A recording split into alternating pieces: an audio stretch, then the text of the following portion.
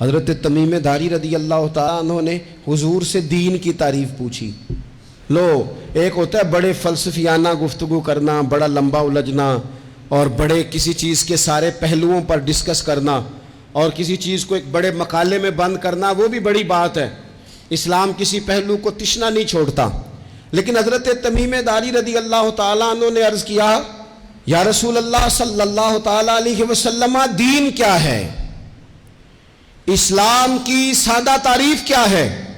تو حضور نے فرمایا، الدین النصیحہ، میرا سارا دین ہی خیر خواہی کا نام ہے، بھلا کرنے کا نام ہے۔ لوگوں میں بہتر وہ جو لوگوں کے لیے نفع بخش ہو جائے، جس کا وجود لوگوں کے لیے فائدے کا باعث بنے، جسے قرار دینا آتا ہو، سکون دینا آتا ہو۔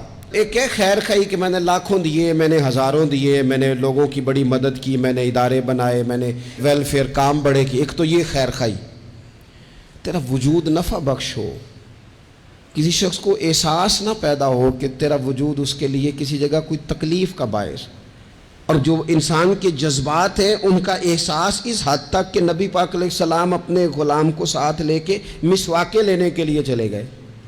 اس شخص نے درخت پہ چڑھ کے ایک کی ٹہنی سے 2 مسواکیں توڑ لیں۔ اب وہ جب کاٹ کر کے نیچے آیا تو ایک مسواک سیدھی ہے، ذرا ایک تھوڑی سی ٹیڑھی ہے۔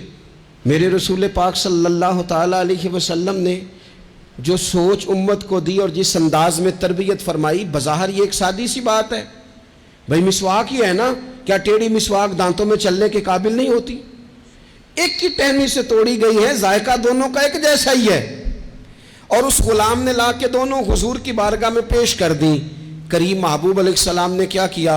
حضور نے وہ جو ٹیڑھی مسواک تھی نا، ٹیڑھی، وہ خود رکھ لی، اور جو سیدھی مسواک تھی وہ غلام کے ہاتھ میں تھما دی۔ جب نبی پاک علیہ السلام نے اس کے ساتھ یہ رویہ کیا، اللہ اکبر، غلام تھا نا، ہاتھ بند گئے۔ لگتا یوں ہے کہ ذہن، دل، روح اپنے کریم پر درود و سلام عرض کرنے لگی۔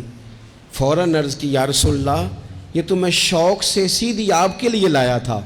تو میرے محبوب نے فرمایا، نا بھائی، مومن ہوتا ہی وہ ہے جو اپنے لیے پسند کرے وہی اپنے بھائی کے لیے پسند کیا کرتا ہے۔